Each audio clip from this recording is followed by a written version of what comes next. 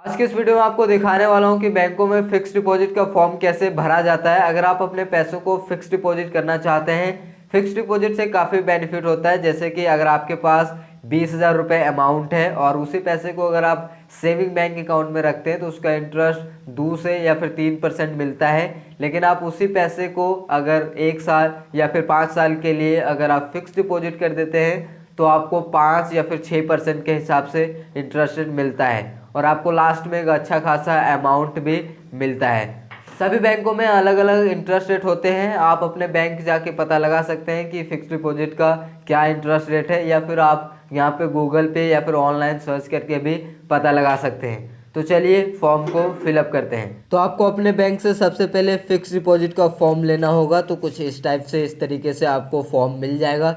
चाहे आप किसी भी बैंक में फिक्स डिपॉजिट करा रहे हो, लगभग सभी बैंकों का फिक्स डिपॉजिट का फॉर्म इसी तरीके से भरा जाता है। तो सबसे पहले ऊपर आपको पैन नंबर का ऑप्शन दिखता है, तो आप सबसे पहले अपना पैन कार्ड का नंबर लिखेंगे। पैन कार्ड का नंबर होना, पैन कार्ड होना बहुत इंपॉर्टेंट है अगर आप फिक्स डिपॉजिट करा रहे हो।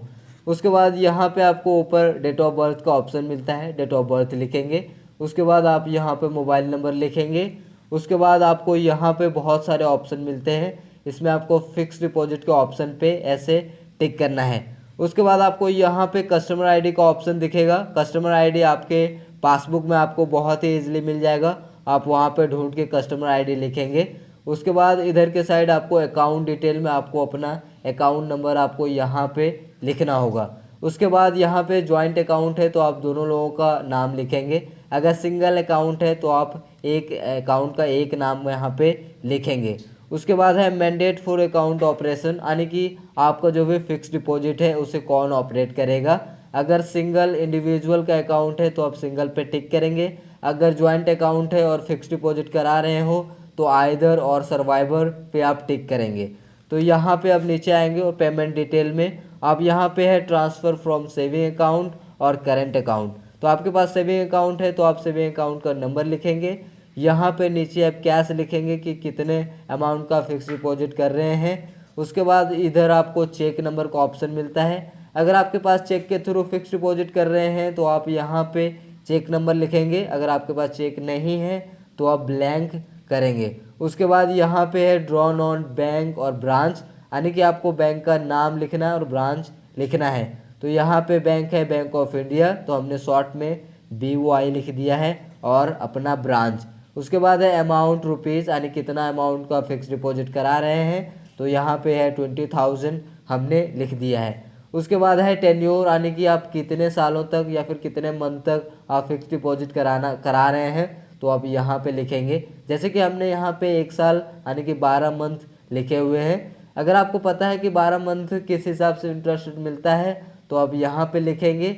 अगर आपको नहीं पता है कि 1 साल में यहाँ पे कितना इंटरेस्ट रेट कैसे मिलता है, कितने % के हिसाब से, तो आप यहाँ पे सिंपल ब्लैंक छोड़ देंगे। उसके बाद यहाँ पे है फॉर टर्म डिपॉजिट्स, यानी कि यहाँ पे आपका जो भी मैच्योरिटी पूरा होने के बाद जो भी आपका पैसा होगा वो आप कैसे चाहते हैं। आप बाय कैश चाहते हैं तो आप यहाँ पे टिक करेंगे। अगर आप डिमांड ड्राफ्ट चाहते हैं तो आप यहाँ पे टिक करेंगे। अगर आप ये चाहते हैं कि आपका जो भी मैच्योरिटी अमाउंट यानी कि फिक्स डिपॉजिट ख़त्म होने के बाद आपका जो भी अमाउंट है आपके अकाउंट में ही क्रेडिट हो जाए, तो आप यहाँ पे टिक करेंगे। उसके बाद आप अपना अकाउंट नंबर लिखेंगे। यहाँ पे अगर आप यहाँ पे स्टेटमेंट चाहते हैं मंथली और क्वार्टरली बेसिस पे, तो आप यहाँ पे टिक करेंगे। लिखा हुआ कि for term deposit auto renewal, अगर आप ऑटो रिन्यूअल कराना चाहते हैं, जैसे कि आपने 1 साल का फिक्स डिपॉजिट किया है और 1 साल पूरा होने के बाद आप चाहते हैं दोबारा से यही पैसा हमारा फिक्स डिपॉजिट में कन्वर्ट हो जाए, तो यहाँ पे आप रिन्यूअल करा सकते हैं। रिन्यूअल कराने के कई सारे ऑप्शंस हैं, जैसे कि रिन्यू प्रिंसिपल और इंटरेस्ट, यानी कि प्रिंसिपल यानी कि जो भी अमाउंट है जैसे कि 20,000 और उसका जो भी इंटरेस्ट है वो दोनों मिलके एक नया पे यानी FD क्रिएट हो जाएगा अगर आप यहाँ पे टिक करते हैं। अगर आप सिर्फ ये चाहते हैं कि केवल आपका जो अमाउंट है यानी कि जैसे 20,000 वो हमारा एक नया FD बन जाए ये मैच्योरिटी क्लियर होने के बाद, तो आप यहाँ पे टिक करेंगे। अगर आप चाहते हैं कि मैच्योरिटी पूरा होने के बाद आपका डिमांड ड्राफ्ट पे ऑर्डर हो, तो आप यहाँ पे टिक करेंगे। लेकिन अगर आप ये चाहते हैं कि आपका मैच्योरिटी यानी कि फिक्स्ड डिपॉजिट ख़त्म होने के बाद आपका जो भी पैसा है वो आपके अकाउंट में क्रेडिट किया जाए, तो आप यहाँ पे क्रेडिट टू अकाउंट पे टिक करेंगे। उसके बाद आप यहाँ पे टर्म एंड कंडीशन को एक्सेप्ट करेंगे। उसके बाद है रेकरिंग अकाउंट, तो यहाँ पे आपको यहाँ ब्लैंक छोड़ देना है। ये आरडी अकाउंट के लिए है। अगर आप इसके बारे में नहीं जानते हैं और इसका फॉर्म कैसे भरा जाता है तो इसके लिए आप नीचे मुझे कमेंट करके पूछ सकते हैं। उसके बाद यहाँ पे आप दूसरे वाले पेज में आएंगे।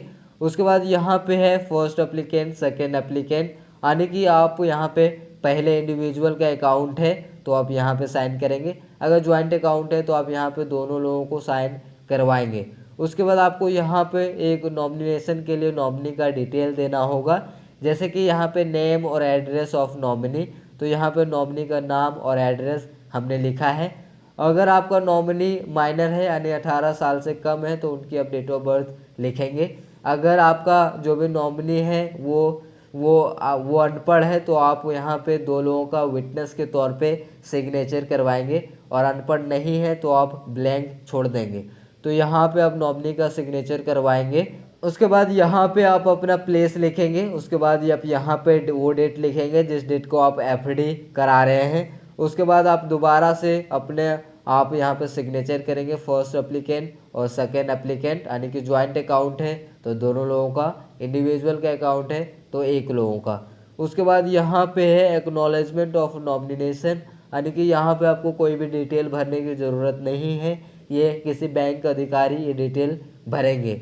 आई होप दोस्तों वीडियो पसंद आया होगा। अगर वीडियो पसंद आया तो लाइक कर दीजिएगा। इसी तरीके से और भी वीडियो देखना चाहते हैं चैनल को सब्सक्राइब करिए। अगर आपके मन में कोई भी सवाल हो या फिर कुछ पूछना चाहते हैं तो नीचे हमें कमेंट करके पूछ सकते हैं। आपसे मिलते हैं गाइज नेक्स्ट वीडियो में, तब तक जय हिंद, जय भारत।